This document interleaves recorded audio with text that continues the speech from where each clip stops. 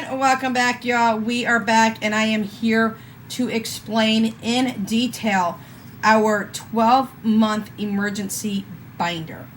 I have chosen to come up with 12 months of certain categories that I would need in my house that we would need to survive, that is crucial to my family. With that being said, it is not a complete bare bones budget or sinking fund or totals. So these are things that we would have to have in order to make sure that our household continued to run if we were to lose any money for any length of time. With that being said, I'm going to give you all of the categories. I have added one category in here that I didn't think about until just recently, and I'm going to break down all of my totals for you. Now, this binder holds the categories that I need to fill, and once all these categories that we're going to go through here are filled, then I empty all of it and restart, and then we move to month 2. We are doing this 12 times, y'all. I have been moving over grocery money for months. Anything left over at the end of the week that I did not spend with groceries, I put into this emergency binder. I built my 1K emergency fund, which I have also as well. It's fully funded. I built that doing the same concept. Using any grocery money that I did not use during that week, I would push it over to my 1K emergency fund. And once that was completed, my goal was to move into a 12-month emergency fund as well. These monies and these funding sources and all of that are not to be used for the next month's rent and the next month's utilities, none of that sort. This is in case something hits the fan and I lose income. I need to be able to feed my children. I need to make sure they have a roof over their head and that sort. So in order to fully fund this 12 times, y'all, I need a grand total of $35,760. That means in order to fully fund all these envelopes we're getting ready to go through, I have to come up with $2,980. Once that is fully funded between all of these envelopes, I pull, it goes to the bank. Once it's fully funded, it goes into a transferred account that is specifically named and designed for my emergency fund.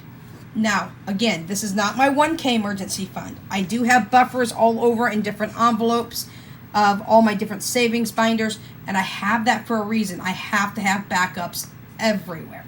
So let's start with this one. My first one is my rent, y'all. My rent is $750 per month. This has already been fully funded. Now, before I continue, let me also say, during the middle of the year in June, I pulled all of my sinking funds out, and I did reallocate a lot of my sinking funds into different envelopes. I was moving money around. That also helped me get to this goal of almost reaching my first emergency fund month completely. It's not fully funded yet, but you're going to see what happens. So I want to make sure that that disclaimer is in there as well. But I'm going to continue to use grocery money. You're going to see that here in just a minute. So rent again is $750. It is already fully funded. I do have a fully funded placeholder in here, a gorgeous one from Crafted by Free. You will see that throughout this entire binder. I have several sets from her.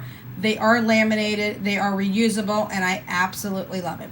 So this has already been fully funded for the first emergency month. My electric bill runs between $200 and $400. So I went ahead and went with $300.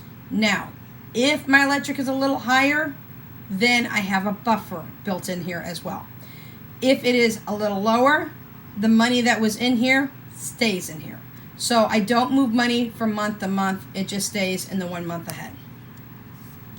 All right. The next is my water bill. My water bill runs $40. It's fully funded as well.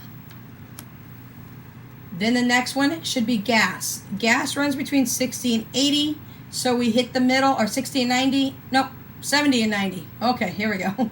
$70 to $90. And we just put $80 in here, and that is what's fully funded for gas for right now. The next one you're going to see is groceries, y'all. And groceries currently has $433 in here. I want a grocery budget of $1,000. Yes, sounds crazy. I know.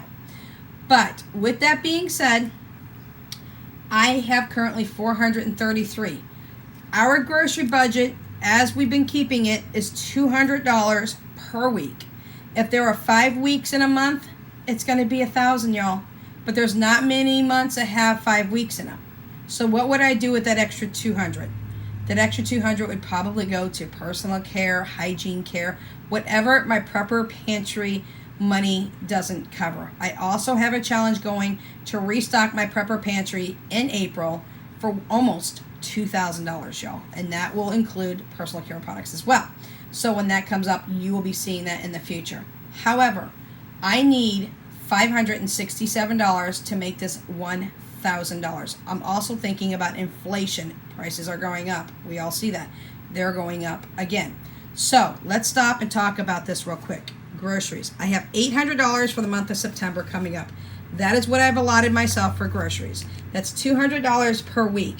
With that being said, you guys all know that I am on a prepper pantry challenge. I had a massive amount of preps in stock. I have deep freezers that are full that need to be eaten down, stock that needs to be eaten down and rotated. And with that being said, I am only keeping $200 out for this entire month of September. That is $25 per week or $50 bi-weekly. What am I doing with the rest of the money? Well, here's what we're going to do. 100, 200, 300, 400, 500, 550, 560, 565, 567, 566, 567. That is what I needed to complete the 1,000 goal for my 1 month ahead emergency fund. So all that money will be transferred into the account at the bank or set aside so I don't mess that up. We're going to get ourselves a fully funded laminated tracker from Crafted by Free. I do get the funky series. I always like the really off-the-wall type series.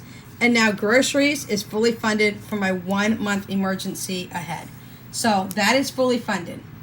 Next is going to be internet. Internet, cable, and home security are the next 3. Now let me explain this. We do have Xfinity. All 3 are together in one bundle. But I separate them here in case I do have to lose something. My TV would be the first to go, y'all. It just would have to be. We could still watch different things on the internet through our TVs in the full bit because we'll have internet and that would allow us to stream some things. So with that being said, internet is fully funded at 100.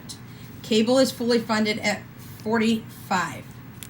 I am going to make a change to my cable, and the reason for this is I just added a box for Danya for her room. She wanted a cable TV DVR box to her room, and I got into a promotion where it was only $8, and it won't be raising, hopefully, $8 per month extra. So I will go ahead and move some money from my account over to that to cover it for this month. Next time I will reset, I'll have the $8 added into that as well. All right, home security is already fully funded at 45. That is a must for us as well. Subscriptions is fully funded at $7. We do have a promo going with Discovery Plus through my Verizon, and Verizon is giving it to us for 6 months free. After that, it's only $6.99, which is $7. I did round up, and that is what we're paying. If we're going to have a subscription, it's going to be Discovery Plus. We no longer use Netflix. It's ridiculous. They are just gouging people with their prices. It's never stopping. They're constantly raising, and we're done with them. So Netflix has left. In its place has been Discovery Plus. And like I said, currently until January, we have it for free. In January, it will be paid through my Verizon bill, but I still have it in this subscription envelope because all this money goes into one account. After that, we do have trash. It is $25 per month. That is fully funded as well. After that, we have daycare. Oh, no, before daycare. Whoops, hang on. Let's go back one more. No, hang on one second. Let's see here. What did I do wrong? Nope, I put this is why it messed me up. I put this one. This is for Verizon. Now, I don't have anything in here. I don't have a label. That's why I got messed up, y'all. We do need to keep our cell phones. Number one, I have Jessica who has hydrocephalitis. That's the fluid on the brain. She has had 9 brain surgeries. Knock on wood. We changed over to an EVT, which is a different procedure for children with hydrocephalus. If anything goes wrong, I have to be in contact with neurosurgery. I have to be in contact with different people to let them know what's going on, who's going to watch my kids. If anything happens, my dogs will be going to daycare, that kind of situation. So I have put this in. The leftover money I have after I pulled the $200 for groceries for the month of September, I put $567 into groceries for 1 month ahead. I don't have much left over, y'all. 50 is it, what do I have left over? No, I have $33 left over. 20, 30, 1, 2, and 3. This $33 is going to go into Verizon. Verizon costs me about $180 per month right now for our 3 phones. I have to have phones.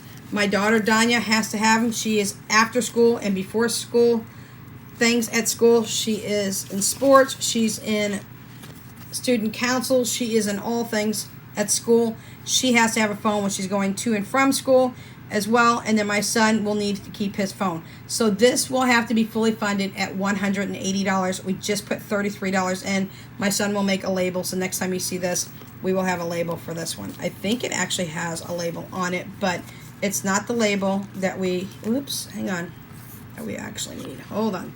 Y'all, give me a minute. I think I just messed this up. Did I mess this up? Yes, I did. Okay, y'all, forgive me. I'm messing up today. This is doggy daycare. This is not fully funded yet. Okay, this is why I'm messing up, y'all, because I put an extra envelope in and wasn't paying attention. Besides, y'all, I'm blind. I have to memorize a lot of things, too. Doggy daycare is not fully funded yet. That will be funded at $100. That gives my dogs 1 day. This is the 33 here that I just showed you. It's going to go into this envelope, which is my cell phone Verizon bill. I need to have $180 in here. When anything hits the fan, I can pay 1 month for our cell phones. I will have the label put on here. Let's go back to daycare. Daycare, I only want to put $100 in here. It's $80 a day for my dogs to go into daycare. If something is to happen and I need to put them in there overnight until somebody can either pick them up, if something hits the fan or something emergency happens, I can at least have them in daycare for a night. It is a more expensive daycare that I take them to. They do get all the things, including pup cups at night. They get extra washes. They get their nails trimmed. They get their teeth cleaned. They get all the pretty things done. So they also have an on-site emergency veterinarian service. If anything is to happen, they have access to my account as well to pull from that. Because my dog Jaya has epileptic seizures. She has epilepsy. So I always make sure that she is in very good care there and they get all the high-end things. So I apologize, didn't mean to mess you guys up. But doggy daycare hasn't been filled yet. This needs $100. It's only $80, but I keep a $20 buffer just in case. So this is the Verizon one I was just speaking of. I need to fully fund this. It would be $180. $33 is in there now. The last one that I have is Buffer. And Buffer currently only has $58. I want a $300 total in here. And that is to cover if my bills are a little bit higher than usual, such as my gas, my electric, or things of that sort.